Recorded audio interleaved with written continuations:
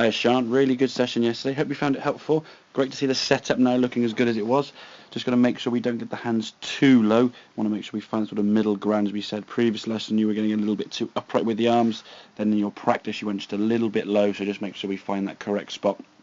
And I think yesterday you felt more comfortable at the address position with your arms just a little bit higher.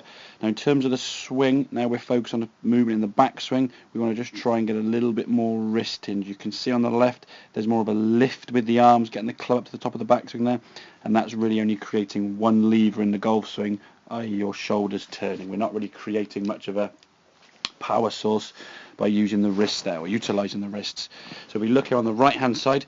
Same sort of setup, but now focusing on getting a bit of a wrist hinge. We can see now nice sort of what we call L-shaped position, the hinge of the wrist now and the arm creating that L, and then to the top of the backswing now we can see the club sort of parallel to the ground, nicely sort of horizontal there, aiming towards the target in a very, very good position, just creating more power for you now in the swing.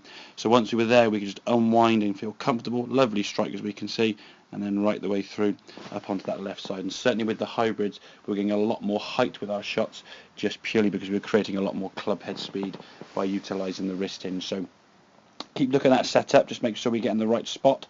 And then in terms of the swing, now we're just going to focus on that wrist hinge with all clubs, whether it's a driver or your irons. Just make sure we get a nice hinge of the wrists, and that'll create some power for us to get a bit extra distance. So hope that all makes sense. Any questions, please feel free to give me a shout, and I'll see you in 3 weeks. Cheers.